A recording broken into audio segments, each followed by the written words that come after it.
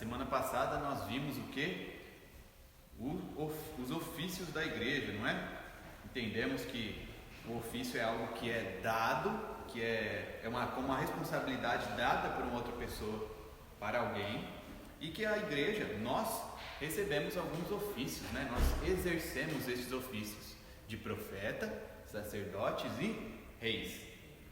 Pois bem, dentro desses ofícios agora a gente vai entender qual que é a tarefa suprema da igreja, o trabalho principal da igreja. O que a igreja tem que fazer de principal? Qual que é o seu trabalho principal? Algum dos irmãos aí arrisca? Qual será que é a resposta para isso? Qual que é o papel principal da igreja? Pregar o evangelho. Quem falou pregar o evangelho? É isso? Mais alguém? Concorda, discorda? Adorar? Que mais? Representar Jesus Cristo. Legal. Que mais? É isso, já tá bom também. Nosso trabalho que a gente já tem só de fazer isso. Na verdade, de fato, a igreja tem alguns trabalhos, né? Ela tem alguns serviços que ela tem que prestar, claro, sempre para a glória de Deus e no meio onde ela está, como a gente ouviu bem na devocional hoje. Mas o trabalho principal da igreja é pregar e ensinar a palavra de Deus. Então a gente já pode até ir embora. Qual que é a tarefa suprema da igreja? Pregar e ensinar a palavra de Deus. Pronto, está respondido. Vamos embora, chega. Tá bom por hoje? Não, vamos dar uma aprofundada nesse negócio aí.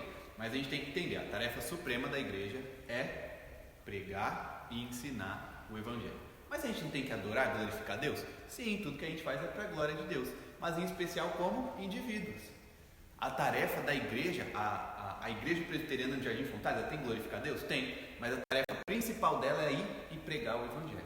Claro que isso também é para a glória de Deus, né? Então, o trabalho, o serviço principal é ensinar e pregar o evangelho. Vamos lá para Mateus 28, lá no finalzinho do evangelho de Mateus. Cristo passa a missão, né, para os discípulos.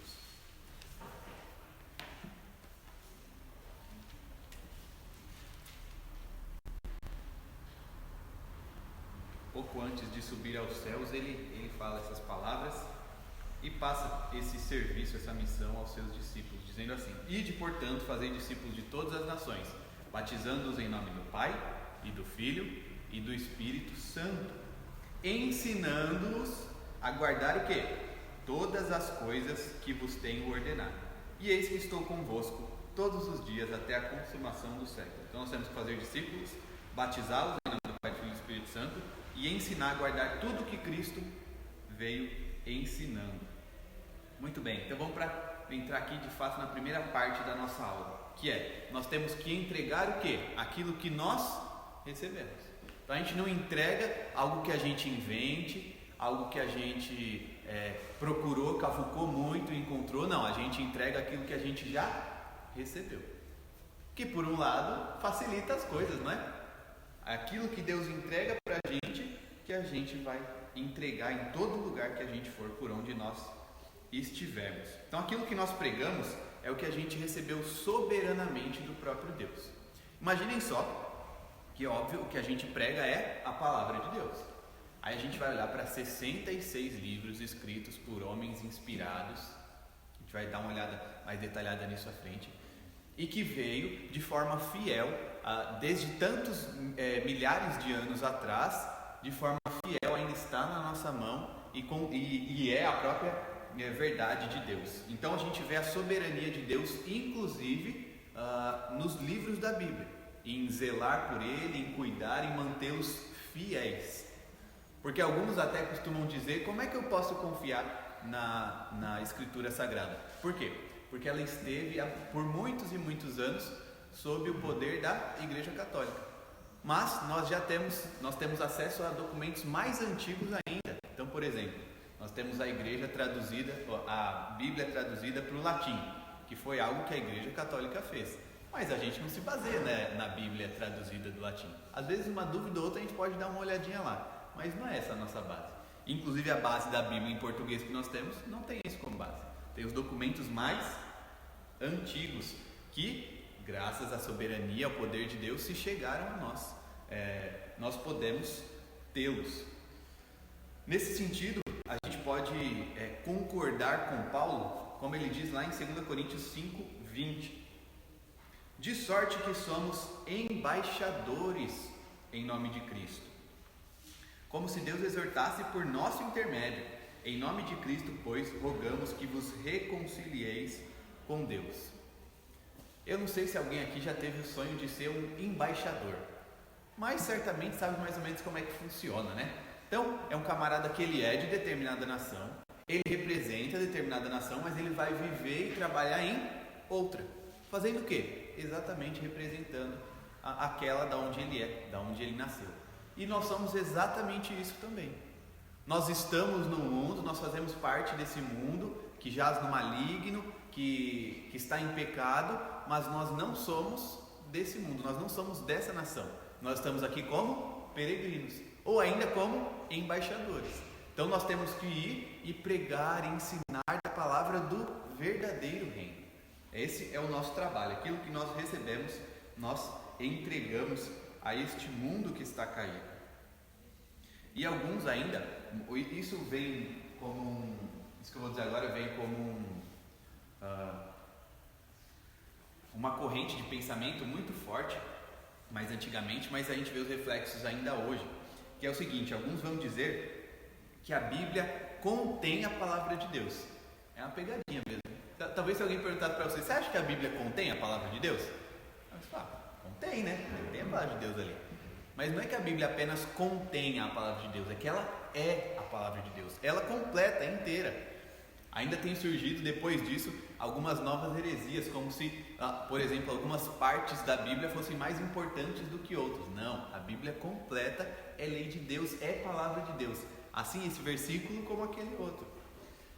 Então a gente tem ainda esse risco de pensar que a Bíblia contém a palavra de Deus. Não, ela é a palavra de Deus.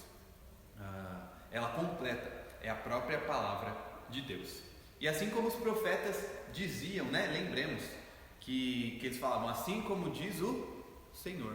Lembra quando os profetas vão pregar? E aí eu faço até um convite a vocês. Eu ia separar alguns textos para a gente ler, mas quando eu me deparei com tanto de assim diz o Senhor que tem na Bíblia, eu desisti.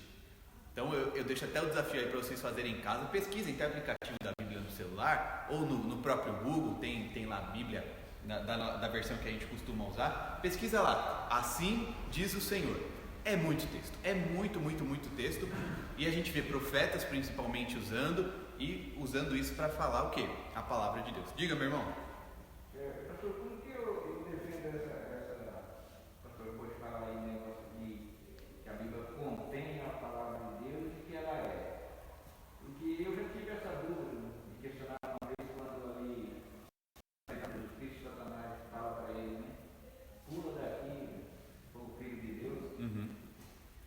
Como que eu defendo essa ideia de Deus, a inspiração de Deus que fez ele escrever aquilo ali? Não, porque quem estava falando era o diabo que estava falando. Como assim? Desculpa, eu não ouvi como a inspiração. Quando ele pulou, quando Jesus tem na tentação de Deus, porque ele manda ele se jogar. Deus, pula dessa montanha, uma coisa assim, mais ou menos que ele fala ali. Como é que eu defendo que ali é a palavra de Deus, né, nesse sentido? No sentido de que aquilo aconteceu? Que Satanás estava falando para Jesus Cristo. E como eu entendo que foi Deus, que aquilo é a palavra de Deus, defender? E eu me questionava sobre isso. Deixa eu ver se eu entendi. O senhor quer saber como defender que aquela palavra que está escrita na Bíblia aconteceu de fato? Satanás falou para Jesus e aquilo é Deus falando.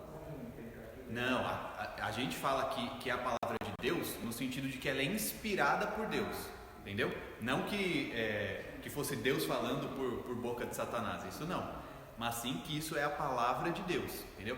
Então o que isso vai significar? Que de fato Satanás falou aquilo, que ele usou aquelas palavras e que ele se dirigiu a Cristo. Então a gente entende que isso é palavra de Deus porque ela é confiável, porque ela é inerrante. Então a gente vai ter, por exemplo, algumas questões geográficas, aí os estudiosos vão lá e falam, não, mas isso não era desse jeito. Se está na Bíblia, tem que ter sido daquele jeito. Entendeu? Quem escreveu foi inspirado por Deus para escrever aquilo. Exatamente. E a gente tem até no Evangelho, né, alguns que viram o que aconteceu e outros que não.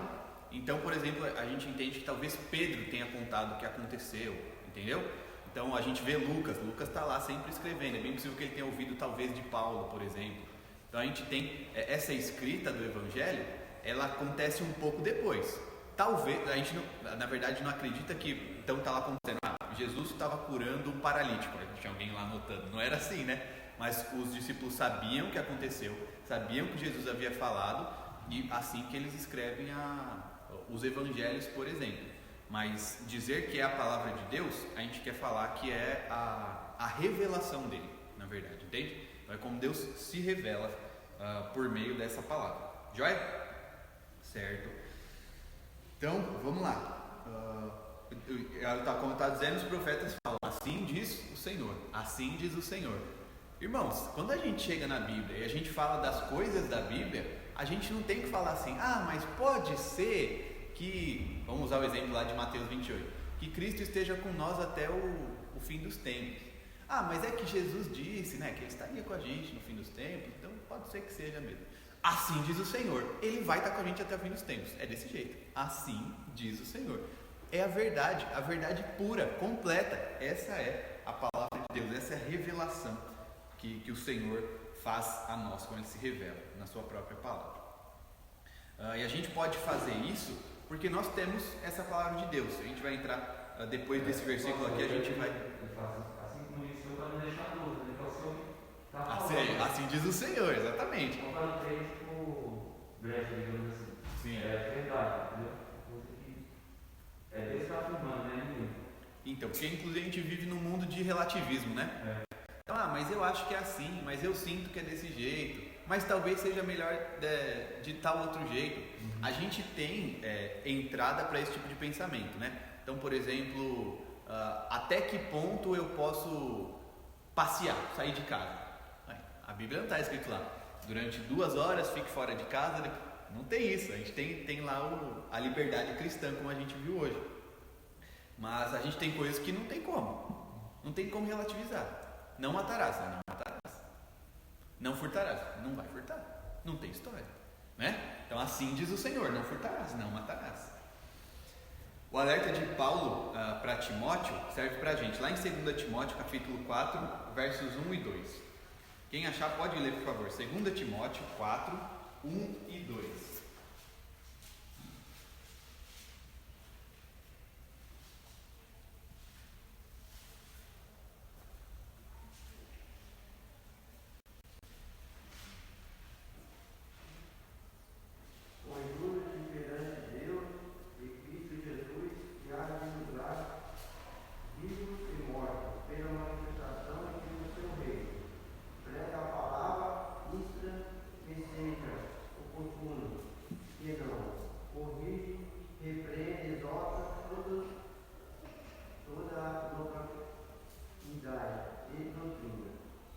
Já pensou? Prega a palavra, vai falar disso daí. O Insta agora virou outra coisa, né? No nosso tempo é rede social, mas Insta cutuca, corrige, quer seja oportuno, quer não. De novo, corrige, repreende, exorta, com toda a longanimidade e doutrina. Olha como a doutrina é importante aí, gente. Isso a gente ouve em muitos lugares, que o quê? Não precisa ensinar doutrina. Paulo deixa a coisa muito clara. Precisa conhecer a doutrina. A gente precisa saber o que é igreja. A gente precisa saber o que é a palavra de Deus. Óbvio que a gente precisa sim conhecer a doutrina. Daí eu separei aqui um pedacinho pra gente, da gente entender sobre a confiabilidade da Bíblia. Quem está falando que a gente tem que pregar a verdade e ensiná-la? A gente está falando que a gente pode falar como os profetas que assim diz o Senhor por causa do quê? Da Bíblia. Vamos embasar um pouquinho mais? Antes, a gente tem o argumento. Como que a gente argumenta que a Bíblia é inspirada, que a Bíblia é correta? Porque ela mesma diz. Esse a gente chama de argumento circular. Então alguém pergunta, como é que a gente confia na Bíblia? Aí você fala, porque a própria Bíblia diz que ela é confiável. Então a gente fica na mesma coisa. Mas ela diz que é confiável? Quem diz que ela é confiável? A Bíblia. E a gente fica na mesma. Só que a gente tem o argumento circular simples, estreito, que seria esse, e a gente tem o amplo, que é como a gente tem que entender. O que significa esse argumento circular mais amplo? Que primeiro, vamos apenas para o Novo Testamento, Até porque o Antigo Testamento ele não é muito debatido normalmente, porque os judeus fizeram um ótimo trabalho guardando ele, viu? Os camaradas, eles decoram o Pentateuco, né? Já parou para pensar nisso? Os caras são bravos. Então tem muita confiabilidade, isso é menos discutido. O que é mais discutido é o Novo Testamento. E aí eu separei aqui alguns dados interessantes para a gente. Primeiro, a gente sabe que o Novo Testamento, aliás, a Bíblia que a gente tem aqui, o Novo Testamento, ela se achegou a nós não por documentos originais. Então a gente não tem a carta que Paulo mandou para os Coríntios original. Não tem, se perdeu. E nenhuma, na verdade, a gente tem lá o original de que Paulo escreveu, ou alguém que escreveu para Paulo, na verdade, né? Não era ele quem escrevia normalmente, ou que Lucas escreveu, Mateus, enfim. Nós não temos esses documentos originais, nós temos os manuscritos muito antigos. Dá uma pesquisada no Google, vocês encontram lá também, na língua original, que na verdade são cópias. Aí vamos fazer o exercício aqui de pensar como seria no nosso tempo. Porque como é que a gente encontra esses manuscritos? A gente não encontra, na verdade, né? O pessoal que está lá trabalhando, estudando, que encontra. Como? Por meio de escavações, normalmente. Aí vamos imaginar que a gente viveu aqui, tal, beleza. Daqui uns 5.000 anos, já acabou a nossa civilização, já virou outra coisa. Alguém vem aqui e encontra. Tem a igreja, a gente está soterrado, já construíram as coisas aqui em cima da gente. Eles começam a cavucar aqui e encontram, opa, parece que era uma igreja. E tem algumas coisas escritas aqui, ou talvez a casa de alguém. E aí você pode pensar lá na sua casa, talvez você tenha anotado em algum lugar um versículo. Isso já não é mais tão comum pra gente, porque a gente costuma anotar no celular, né? Mas talvez um vô, uma avó anotava assim, ó. Lembra daquele versículo? Ou uma pregação, por exemplo, no caderninho. Aí vocês imaginam que as pessoas encontram isso. Esse seria um manuscrito. Mas esses que a gente está falando, os antigos, eram normalmente em pele de animais, um papel que não era de tanta qualidade como o nosso. Mas as pessoas conseguem encontrar manuscritos copiados das cartas e dos evangelhos do Novo Testamento. E por meio disso a gente consegue completar esse Novo Testamento. Somente os pais da igreja são aqueles que vieram logo depois dos apóstolos, né, que aprenderam deles. Com as citações que eles fazem nas obras deles, a gente consegue completar o Novo Testamento. Mais de uma vez, só de citação, de falar, aquele versículo diz isso, aquele versículo diz aquilo, para mostrar como esse é um documento histórico sério. Mas vamos comparar com alguns outros mais conhecidos. Vocês já ouviram falar daquele livro do Homero, Ilíada? Bem famoso, né? Da onde vem a mitologia grega. A gente sabe, é apenas mitologia, não tem nada de verdade. É uma invenção, de fato. Esse é o segundo livro com mais manuscritos antigos encontrados.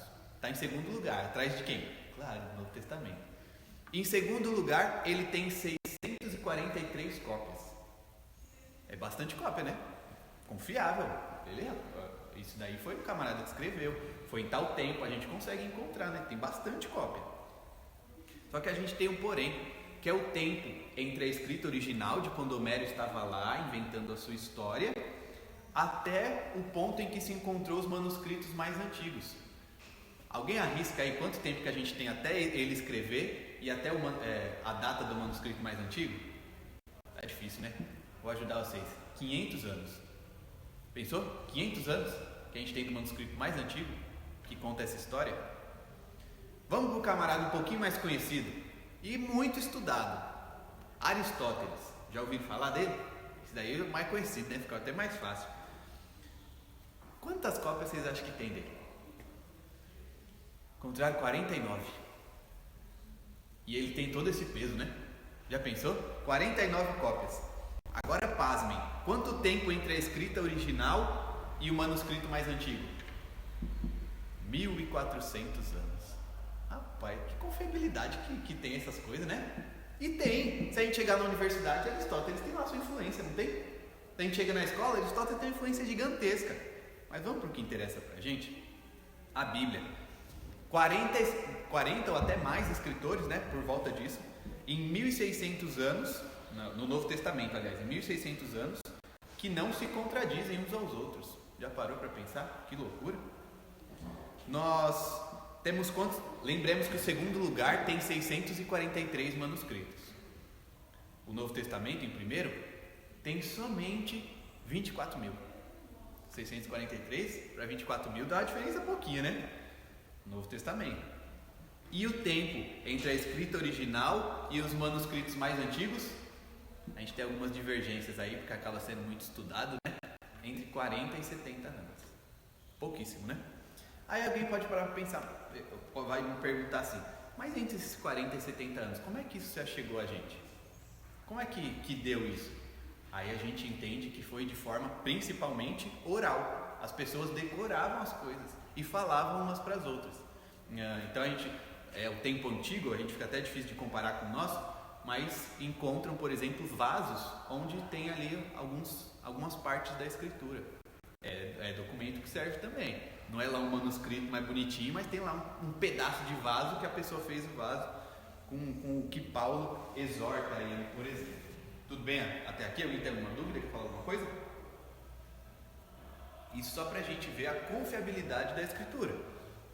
Então a gente tem o exemplo também de César, né? César escreve, o grande imperador escreve sobre as guerras lá. Essas guerras são levadas em consideração. Eu não anotei aqui exatamente, mas se não me engano são apenas 10 manuscritos que se encontraram.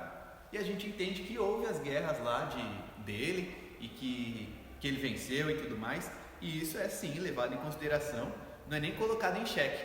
E o Novo Testamento?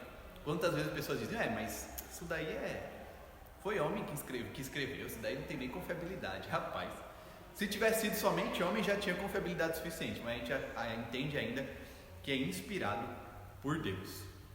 Então nós podemos entender que a igreja ela tem esse papel de pregar a palavra que é confiável. Nesse sentido, a gente pode entender que ela tem também o papel de mediadora entre Deus e os homens. Epa, esse papo está ficando estranho. Está parecendo uma outra igreja por aí. Eu não estou dizendo que a igreja seja portadora da salvação, ou seja, a salvação está na igreja. Isso é pregado pela igreja católica. Então você tem que estar na igreja, você tem que fazer parte, você tem que ser membro daquela igreja. Se a igreja fechar as portas, não tem salvação. Não é isso. A salvação está em Cristo. Nós nos unimos e tentamos refletir a igreja invisível, a salvação em Cristo. Nós não somos portadores da salvação, mas somos mediadores no sentido de transmitir essa salvação. Porque nós temos a Escritura, conhecemos ela e devemos levar aos outros. Gálatas 3,19 fala sobre isso assim, Qual, pois, a razão de ser da lei? Foi adicionada por causa das transgressões, até que viesse o descendente a quem fez a promessa, e foi promulgada por meio de anjos pela mão de um mediador. Que mediador é esse? O próprio Moisés, como a gente está vendo lá no Êxodo, não é? Então, assim como ele serviu, em certo sentido, como mediador entre povo e Deus, nós também, em certo sentido, servimos como mediadores entre aqueles que já são de Cristo e os que ainda não são. Certo? Então, vamos entrar na segunda parte aqui, que vai falar sobre a urgência da pregação. Se esse é o trabalho principal da igreja, de pregar e ensinar, nós entendemos que isso é urgente. E a gente tem que lembrar uma coisinha que a gente já viu antes, mas rapidamente aqui, só para a gente entrar mais profundamente. A diferença entre a revelação geral e a revelação especial. Revelação geral é o quê? Definir numa palavra só, a natureza, o que Deus criou, as criaturas, o sol, as nuvens, como tudo funciona perfeitamente. E nós temos a revelação especial, que é Deus falando com a gente por meio da palavra, certo? Revelação geral, revelação especial. Qual que é a grande questão? Que a revelação geral, ela mostra para as pessoas que existe um Deus. Mas a revelação geral não consegue mostrar que esse Deus é amoroso e enviou o seu Filho para morrer por nós. E que ele também é justo. Isso a gente aprende somente por meio do Evangelho, por meio da Escritura, por meio da revelação especial. Não tem como olhar para o sol e falar, olha, ele funciona perfeitamente. Eu tenho certeza que alguém foi crucificado por mim. Não existe isso, né? A gente tem que ver por meio da revelação especial. Então a igreja tem que proclamar a salvação por meio da revelação especial. Essa salvação pela graça. A salvação é por meio da graça. Nós devemos pregar acerca daquele que é o único por quem podemos ser salvos. Lá em Atos 4,12 a gente vê sobre isso. Diz assim: e não há salvação em nenhum outro, porque abaixo do céu não existe nenhum outro nome dado entre os homens pelo qual importa que sejamos salvos. Somente Cristo. Salvação somente em Cristo. Somente pela graça. Como é que nós conhecemos a obra de Cristo? Somente por meio da revelação especial, somente por meio da palavra de Deus. E aí esse texto aqui eu tenho certeza que os irmãos já sabem de cor, que é o João 14,6, que diz assim, ó: respondeu Jesus, eu sou o caminho, a verdade e a vida. Ninguém vem ao Pai a não ser por mim, ou ao Pai senão por mim. Então, o próprio Cristo fala, eu sou o caminho, né? O caminho, não é um caminho. Então, ele é o único caminho, ele é a única verdade. Só nele a vida, e ninguém vem ao Pai senão por mim. Depois ele fala em João 10,30, aliás, antes, né? Eu e o Pai somos um.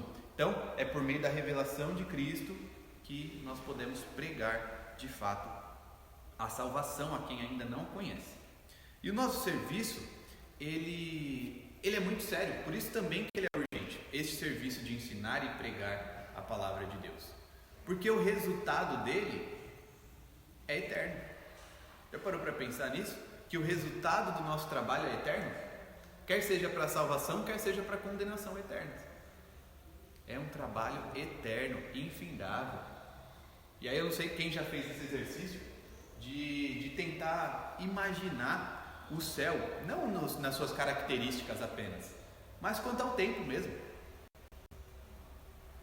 Talvez alguém fique pensando, não, lá no céu eu vou fazer isso, isso e aquilo, aí depois aquele outro e aquele outro também, aí eu vou aproveitar para isso, e não vai acabar, gente. A gente não consegue, na verdade, conceber a eternidade, né? Porque não acaba. E a gente acaba, a gente é feito para morrer e depois ressuscitar, e aí sim, por meio de Cristo, viver a eternidade. Mas é difícil, a nossa mente não é eterna. Então a gente tem isso, esse resultado de vida ou de morte eterna, o que torna o trabalho ainda mais sério, né? Diga-me. O tempo até dá para contar, né? Agora a eternidade. Pois é. E passa hora, e passa dia, passa semana, passa mês e ano, e década e século. Não acaba não. Pra passar século pra gente é difícil, né? Passar o século, passa milênio. Vamos embora, coisa boa. E o tempo, se você tirar um dia do tempo, vai ser um dia mesmo. Agora da eternidade, se não tirar um dia, nada. não mudou nada, né? Sim. É até difícil a gente pensar nisso, né? Eu tirar um dia da eternidade, mas será que dá pra tirar um dia da eternidade? Porque, enfim, dá pra gente imaginar aqui muita coisa. Então, isso mostra a urgência do nosso trabalho, de termos que ir pregar o Evangelho, de falar dele. O resultado é vida ou morte eterna. Mas, pastor, a salvação não é pela graça? É. Só que a gente não pode esquecer daquele porém, que Deus quer usar a gente. Ele precisa usar a gente? Não. Se precisar, as pedras clamarão. Cristo falou, né? Mas Ele quer usar a gente, Ele usar a igreja. Esse é o nosso trabalho principal. Então, nós temos que ir e fazer isso de fato, com urgência. Quando eu falo ir, eu não estou falando apenas de missões transculturais. Talvez tome a nossa mente isso, né? Então eu tenho que ir para um outro país, isso faz parte também. Mas o ir e pregar, talvez seja ficar e pregar, né? É lá onde eu trabalho, é na minha família, é às vezes na própria igreja, é onde eu estudo. Nós temos que ser sal e luz, onde estivermos. Então o meu chamado é transcultural, é ir para um outro país? Vá, bênção demais. Às vezes não é. Fique aqui e pregue o Evangelho. E aí a gente estava vendo nessa quarta-feira, fica aí o convite para os irmãos que conseguem, não desanimem. A gente estava vendo sobre o texto que está lá em Mateus 24:14, que fala o quê? E será pregado este Evangelho do Reino por todo o mundo, para testemunho a todas as nações. Então virá o fim. E a conclusão que a gente chegou é a seguinte: nós temos parte na volta de Cristo. Alguém sabe quando que vai ser? Não. Mas ele falou que era só depois que esse Evangelho fosse pregado, o Evangelho do Reino fosse pregado para testemunho a todas as nações.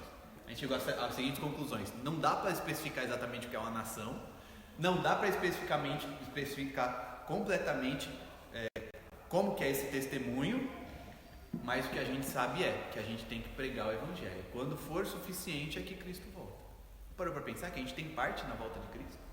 Alguém pode ficar pensando, poxa, mas Cristo não volta. Meu irmão, você está pregando, você está fazendo a sua parte? Está fazendo? Fica aí a pergunta para a gente refletir, né? E essa tarefa de pregar o Evangelho, além de urgente, ela é um tanto quanto ampla, né? Ela, às vezes não é muito específica, não é tão simples assim. Assim como a gente deve pregar o Evangelho para fortalecimento mútuo um entre os outros, dentro da igreja, entre os crentes, como diz lá em Efésios 4, 11 e 12, diz assim, ó, e ele mesmo concedeu uns para apóstolos, outros para profetas, outros para evangelistas e outros para pastores e mestres, com vistas ao aperfeiçoamento dos santos, para o desempenho do seu serviço, para a edificação do corpo de Cristo. Então a gente tem que pregar um para o outro, constantemente. Não, mas fulano já é crente, o cabra é firme. Mas a gente tem que constantemente pregar um para o outro. O que é pregar um para o outro, gente? É pegar o púlpito assim, colocar e falar, vamos abrir lá em tal texto. Não necessariamente. Pode ser, ué. Mas não necessariamente. É exortar quando precisa. É falar, ó, meu irmão, lembra daquilo lá? Aquilo lá. Poxa, está difícil, eu estou desanimado. Lembra daquilo ali. Né? Isso é pregar um para o outro. Não é simplesmente preparar um sermão, fazer exegese. Não, não é isso não. Não é só isso. É também todo e qualquer momento, como o próprio Paulo diz para Timóteo, né? Prega, quer seja oportuno, quer não. Então, não fica apenas, mas além de ser entre nós, entre os crentes, não é apenas isso. Ela é mais ampla. Nós devemos também levar o Evangelho aos que não conhecem ele. Lá em Romanos 15, 20, Paulo fala isso. E nós bem sabemos, nós sabemos que devemos fazer a missão de Deus, né? Nós já lemos lá também em Mateus 28.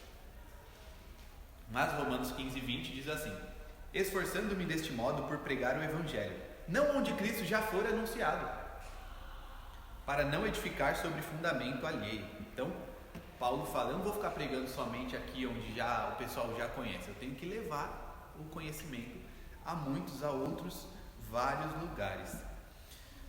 E aí o alerta que fica, além disso, é que a igreja que deixa uma dessas duas frentes de lado, ela está condenada à morte.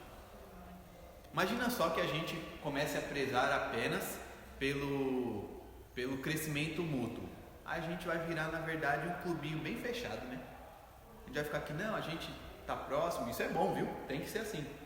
Mas se a gente pensar só nisso, em só a gente, nós, a gente vai estar fadado a alguns anos não ter mais igreja por aqui, não ser mais igreja do Jardim Fontales por aqui, porque a gente não está indo e fazendo a missão.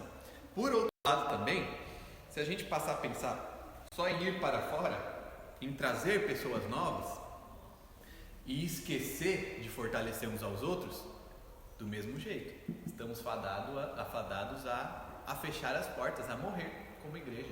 Lembra que a gente já viu, né? A igreja de Cristo, ela não morre, mas as unidades, vamos dizer assim, elas podem sim fechar as portas. Já vimos isso acontecer. Então a gente tem que batalhar nas duas frentes, tanto do crescimento mútuo, de pregar uns aos outros dentro, que já conhecem o Evangelho, como também levar esse Evangelho aos outros lugares, à vizinhança e ao mundo todo.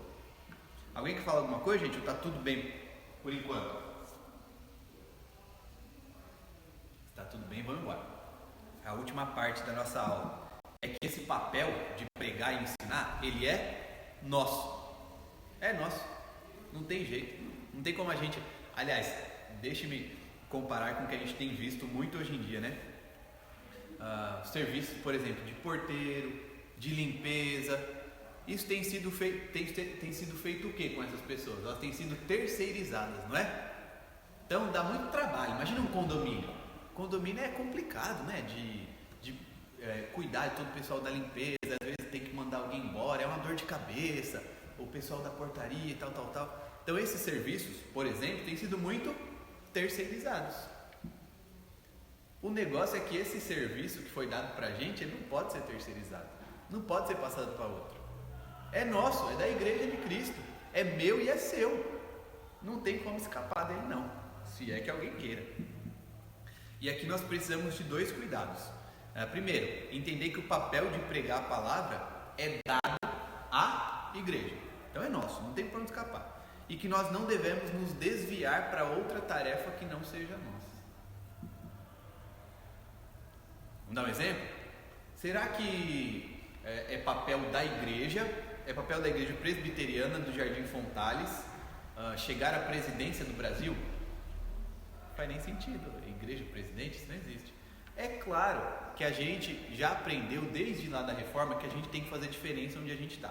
Então nós temos que tomar os lugares, no bom sentido. A gente não está conquistando o mundo no sentido de que agora a gente está em guerra e vai lutar contra os outros, mas no sentido de que a gente tem que estar, por exemplo, na arte, na música. Os cristãos têm que estar lá, sendo o quê? Sal e luz, levando a mensagem de Cristo. Os cristãos têm que estar na política? Claro que tem que estar também sim, para ser o quê? Sal e luz. Dentro da polícia, tem que estar também, tem que ser sal, tem que ser luz. Entre as instituições de ensino, em todos os lugares. A gente tem que estar nesses lugares, tem que estar ensinando, mostrando quem é Cristo. Mas o papel principal da igreja é, como igreja, levar a palavra de Deus. É pregar, é ensinar essa palavra. Então vamos pegar como exemplo os sacramentos, né? Lembrando, os sacramentos nós entendemos é o quê? É a ceia do Senhor e o batismo. E até mesmo o sacramento, eles são um reforço da mensagem da palavra.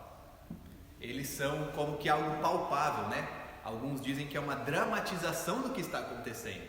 Então a gente entende que quando acontece o batizado, as pessoas são batizadas, não é naquele momento que ela está sendo limpa e purificada dos pecados. Ela já foi.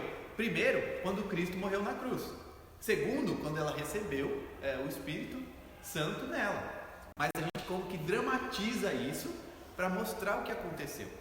A Santa Ceia é a mesma coisa. Cristo não está sendo morto novamente a cada vez que nós celebramos a ceia, mas dramatiza exatamente isso, que Cristo morreu por nós, deu o seu corpo e deu o seu sangue. Então os sacramentos, eles são um reforço à mensagem do Evangelho, porque inclusive quando nós nos reunimos para a ceia, como eu estou dizendo, olha o que Paulo fala lá em 1 Coríntios 11, 26. Porque todas as vezes que comerdes este pão e beberdes o cálice, anunciais a morte do Senhor até que Ele venha. Estamos anunciando, participando da mesa, nós estamos anunciando.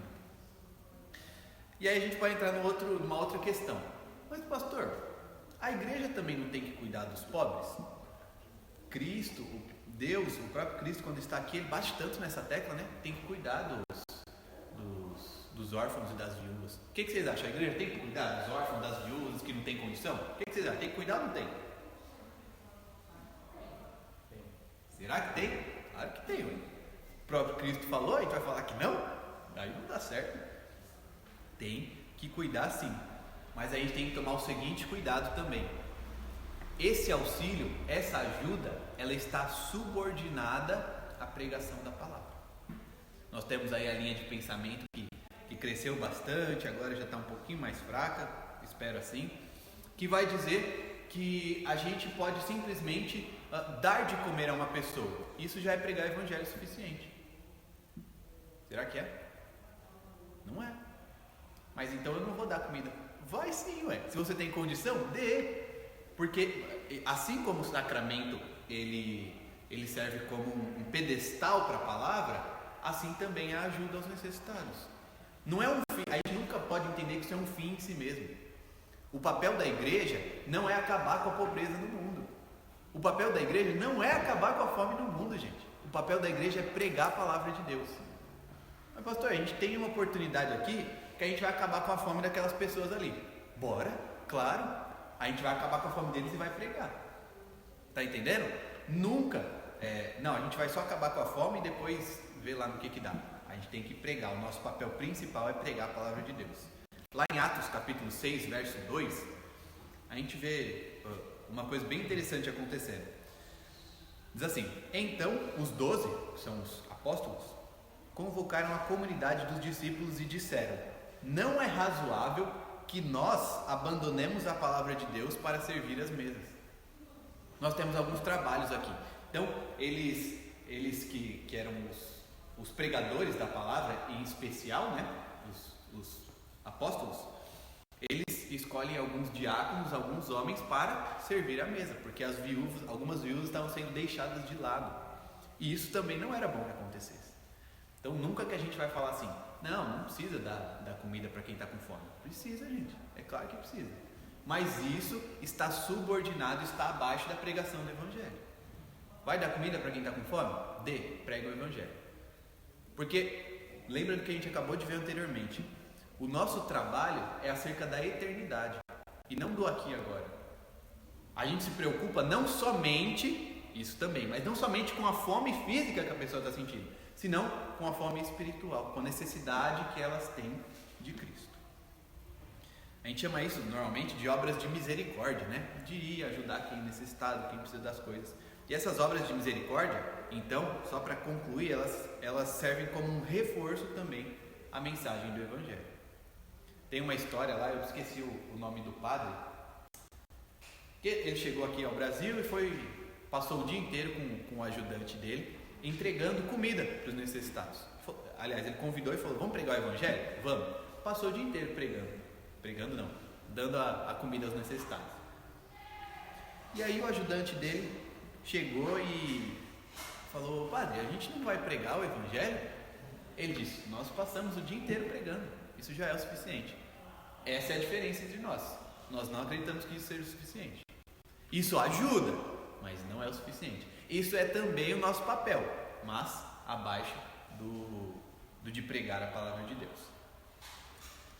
Romanos 10:17 diz, e assim a fé vem pela pregação. Romanos não diz que a fé vem pelas obras de misericórdia, diz que a fé vem pela pregação. E a pregação vem por onde? Pela palavra de Cristo. Vou ler o texto sem interrompê-lo. E assim a fé vem pela pregação e a pregação pela palavra de Cristo.